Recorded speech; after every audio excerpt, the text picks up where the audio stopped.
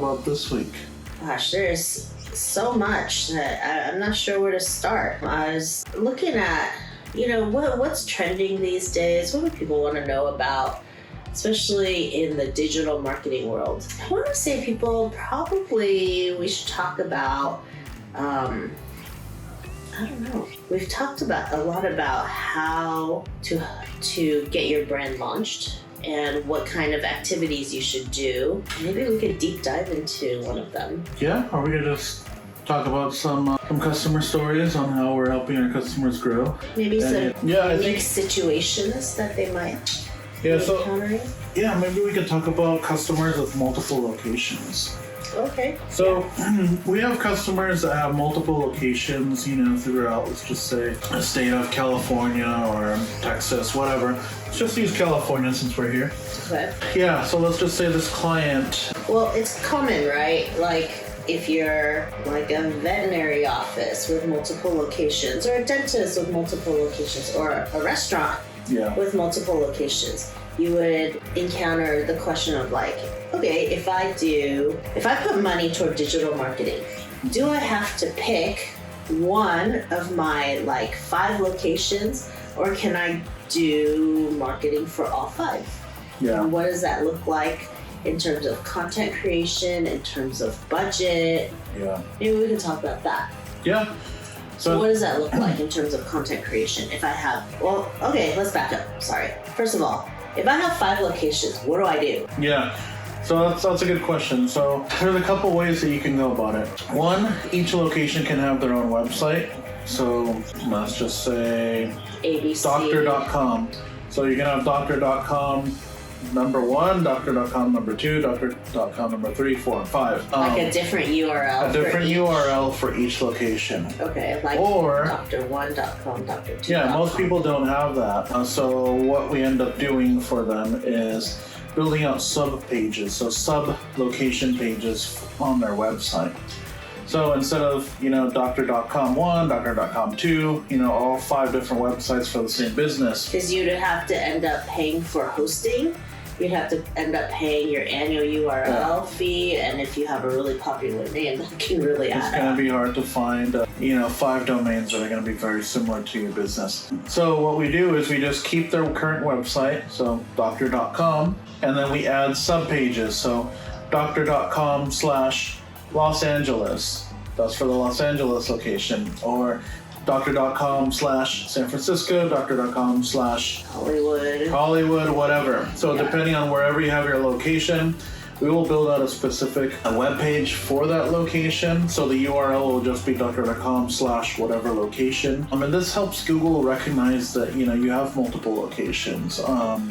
This also allows the owner to post content specific for that location, right? Let's say, going back to the doctor's office example, let's say that you only do hair treatment plants or hair treatment at the San Francisco location, not at the Hollywood location. Maybe the Hollywood location is for plastic surgery or whatever. So each subpage can have the specific services that you offer, and we can help target clients by that service. So if you're searching for cosmetic surgery in Hollywood, we're going to be putting out blog content, and we're going to make sure that Hollywood subpage is tailored towards cosmetic surgery in Hollywood. So keywords on that subpage will have that, the back-end meta tags will have, content that's tailored towards that specific location services. Yeah.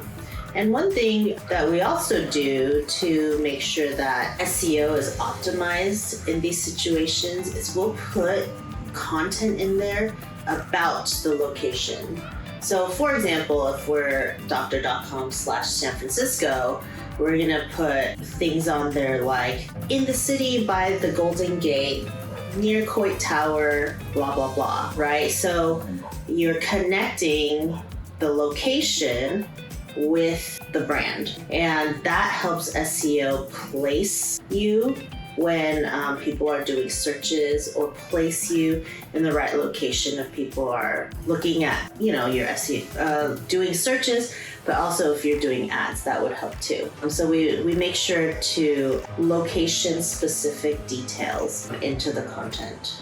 Yeah. That's very important because most of the time, we're focusing on our business and we're going, okay, these are all the things that I do. This is how I can help you. And you're talking all about yourself and how you can help your clients in a services situation. But you forget, like, when Google needs like a location to target, and you do not want your website to be served to somebody in Chicago, right? Because that would defeat the whole purpose. Yeah. So anyway, location-specific information is quite important as well. Yeah. Occasionally that does happen though. We do have a client in Southern California that is on kind of a middle tier SEO plan with us. And she serves the Los Angeles market for her health services, and she does occasionally get calls from surrounding states. Unfortunately, she's not licensed in those states, but our SEO is so powerful. It's that we can't really put parameters around, how far this SEO spreads, right? She's been doing it with us for a while now, and like I said, she's on a mid-tier SEO plan, which means that we're putting out a lot of specific content for her and her business. Google recognizes that. They recognize that she's been doing SEO for a while. So Google just expands those search results for people in other locations that might not be in the state of California. So if you're in Southern California and somebody in Nevada or Arizona searches for health therapy, she ends up coming up because if you imagine like a circumference, right? Let's say that you're in the middle here, and your circumference is kind of like the SEO area, or your SEO coverage per se, right? So if you're in Los Angeles, you're gonna have, let's just say, a 25-mile radius around your center business location. So if anybody in that 25-mile radius searches for health services, you're going to come up at the top. With this specific client, like I said, she's been doing it for so long that radius expanded from 25, 50 miles to, 200 miles. And that's great, right? So that's great for non-location specific things. So if you have a product that you can ship anywhere. If you're licensed in multiple states. A great problem to have. Yeah. Even if you're a restaurant, I've heard of people, like one of our restaurant clients, right? We're doing content for them. We had somebody from like New York or something. They were like, oh, I'll be visiting the area. This is at the top of my list. And like one of the video contents came up. He's like, oh, that was a great reminder because I'm coming in 2 days. Yep. So in true. those cases, when your SEO is more powerful, that's a great thing, right? It's only when, like this specific client, they're only licensed in California, they're only specifically servicing their immediate community. That's when you're like, oh, bummer. But for anybody else, this is a good problem to have. Yeah, very true. Yeah, that's a great example. We can talk a little bit more about that client. So yeah, this client, as Cindy mentioned, didn't do like their social media consistently. They would post once a month here and there, maybe, every other week. I don't know. It was just random, but they didn't get into video content. So when we came in, we took over the whole account when it comes to social media, creating social media posts, managing their social media, and creating video content for them. And we just seen like a huge increase in their social media metrics, things that have just blown up from, 0 interaction to 1,000% increase in interaction, right? And obviously that's because we went from 0 to 100 pretty quickly by posting consistently, posting engaging content. But yeah, one of those examples was we posted a video of, this dish, and a client who, lived in New York saw the video on social media, and they're like, wow, this is great. Like she said, I'll be there in 2 days. I heard a lot about you guys. I can't wait to try it. So that probably wouldn't have happened if, this client wasn't posting, consistently and posting great video content, which we've helped them with. And so it's really cool to be able to help our clients, expand their reach, jog people's memories like, oh, I know about this place. I want to go try this place out. That was a good example of, your reach And that's only one out of, I don't know how often this happens, but he actually posted on the video and said all these things. Yeah, so he commented. Most people probably don't comment. Yeah, there's right? probably tons of people who have the same experience, but they don't post about it or they don't talk about it. It happens to me all the time. I mean, I'm a huge foodie. So when I see a video of a new restaurant or a new dish that I want to try or something that I've been meaning to try and that video pops up on my feed, it jogs my memory and then, I go and get it and try it out. Oh, man. All right. So what else have we been, like, unique things that we've been seeing that we can talk about?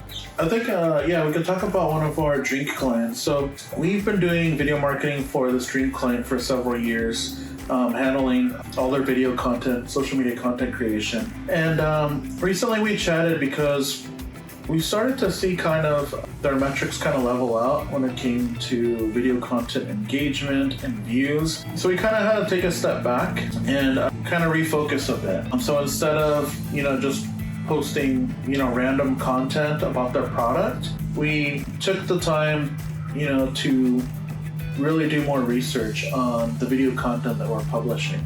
So instead of, creating random drink video, and we ended up doing 1 to 2 hours of research per video to try to see what's trending, what's going on.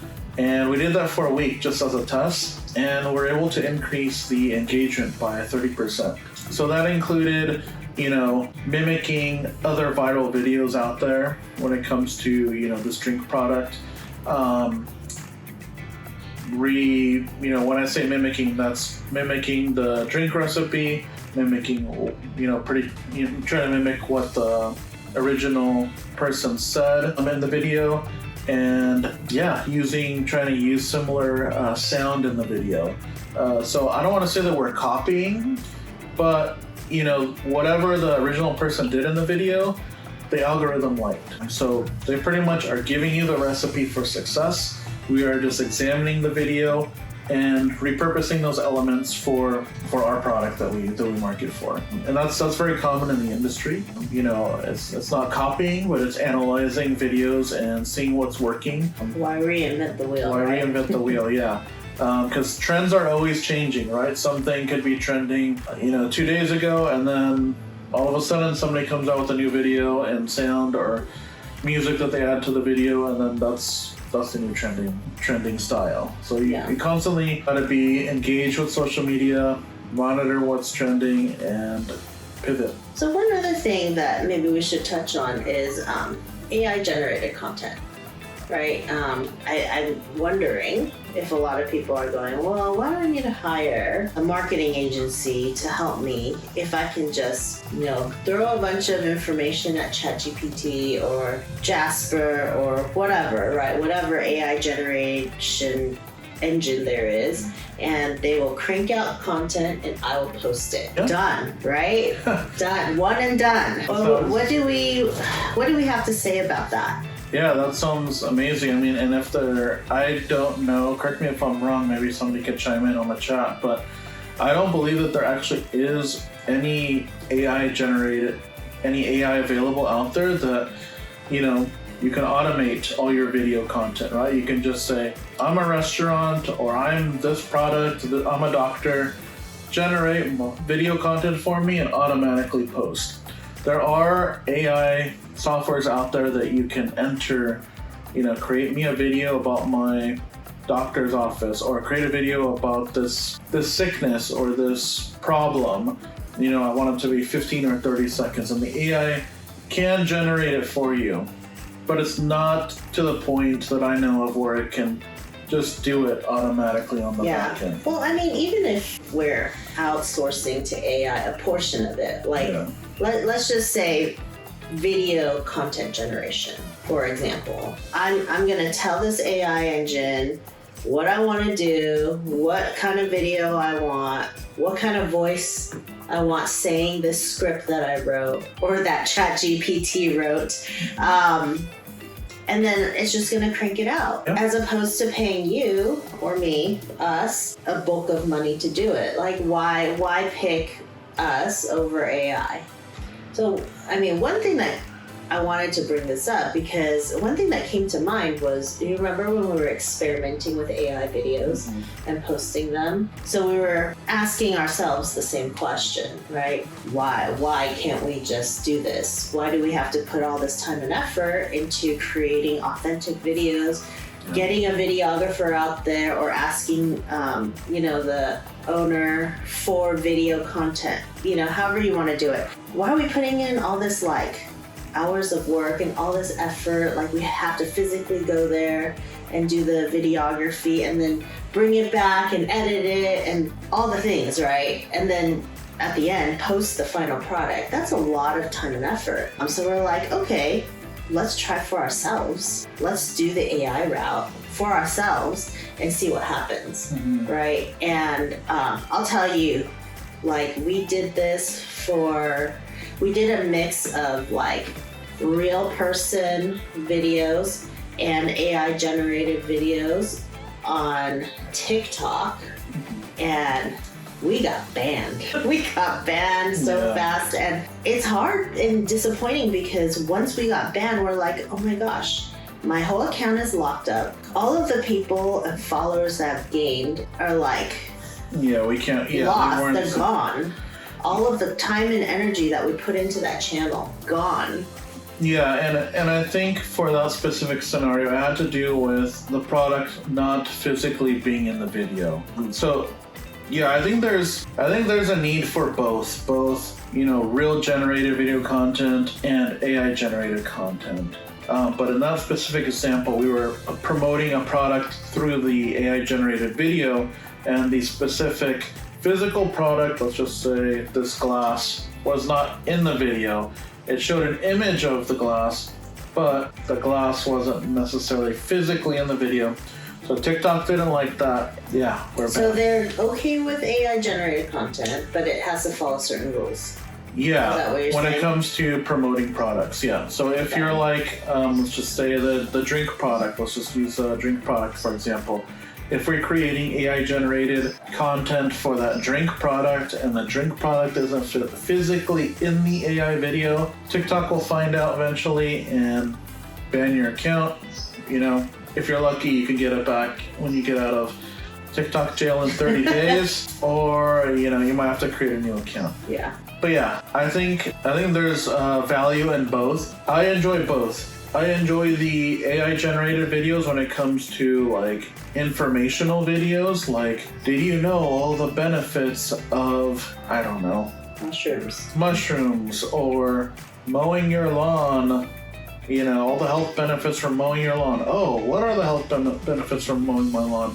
I don't know. And then just the AI will create a video you become healthier, you get to smell the nice fresh cut grass. I don't know. Yeah, but the AI is I think it can be a good tool to use for informational videos. Okay. I see a lot of these what would happen if you shoot a diamond, video, and it shows AI generated, it looks like a cartoon, somebody with a gun shooting the diamond, and you see the bullet flying through the air. The bullet shatters the diamond. It's oh, I didn't know that. I wasn't expecting that. I was gonna say it was gonna ricochet off the diamond. Yeah, no, but see, cool things like that, things that you probably can't really test in person, or wouldn't be safe to test in person, but you can kind of visualize it. I think those type of videos, informational videos, are super cool, and I really enjoy those. But when it comes to product videos or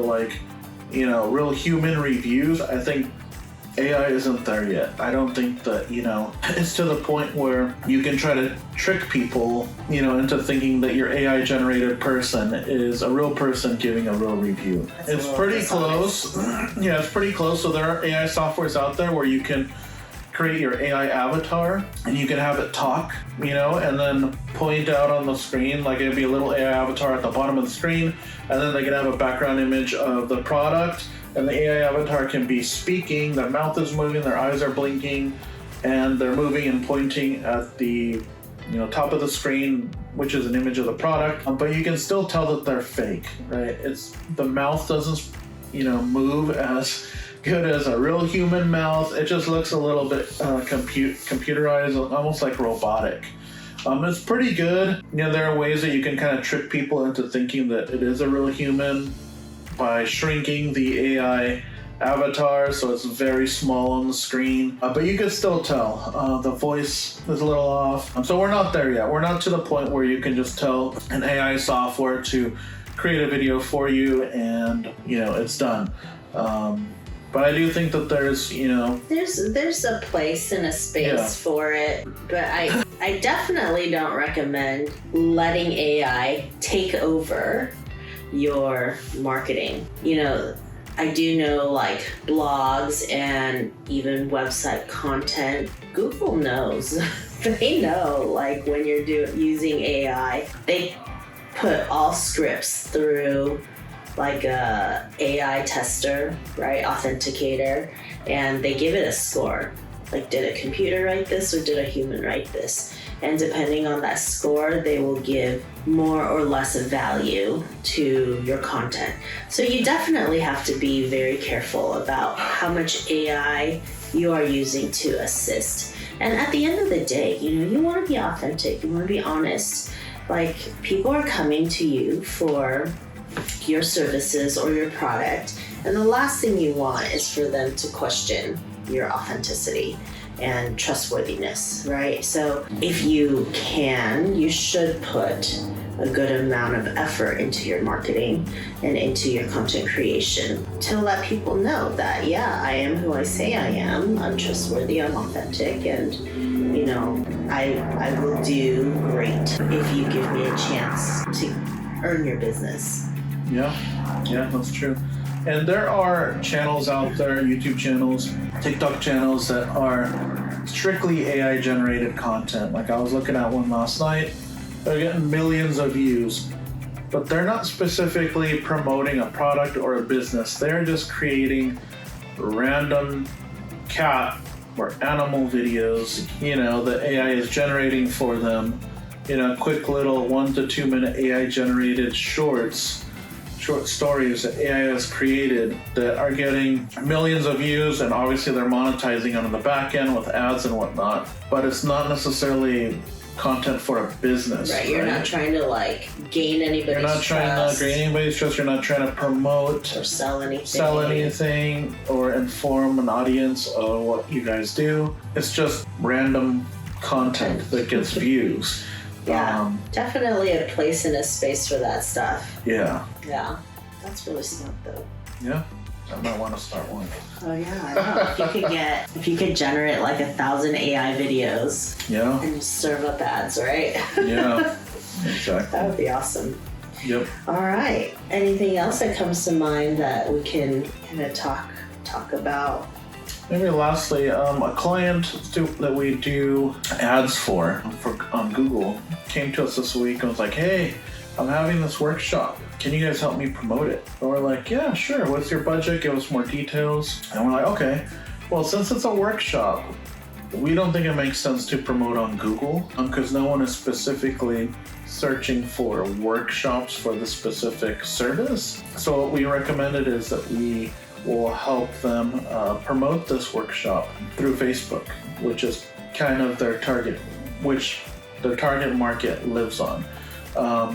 So instead of promoting a workshop on Google, which she's already doing, Google AdWords with us, we're helping create a Facebook marketing campaign for them for this specific workshop that links out to the registration form that has basically a nice workshop flyer image that pops up. And we'll be starting that in the next week or so to promote the workshop that's going on next week. Like we previously said, just because you're running marketing on one platform doesn't necessarily mean that you need to turn up the dial on that platform. Each case is different. The Google AdWords platform, that's specifically helping this client get more inbound leads, more people filling out their form, booking appointments with them, whereas this Facebook workshop ad is helping them draw people into their workshop. So There's no real cookie cutter marketing service or answer for, Everybody has their own specific, needs, and every business is different. So we got to look at every business. Yeah. Every business, even every product, right? Yeah. Every little thing that you want to do inside your business has an optimal angle to get you noticed. Yeah. And it's not like a formula, I guess. You kind of have to know where your audience is. You have to know what content jives with your audience, what they want to see, what they want to look at, and then tailor your content, tailor your messaging, tailor what platform you advertise on or market on to get the attention of the people you need to get. Yeah. Specifically, yeah. So I think that's really important to, it's not one size fits all. So, again, we're always happy to have a discussion with you about what works, what could work, what probably you should avoid, best practices, and even analyze your specific situation so that we could give a great recommendation that will actually move the needle for you. Yeah, and if you have any questions, you can go to our website, webtherapia.com. See you next week.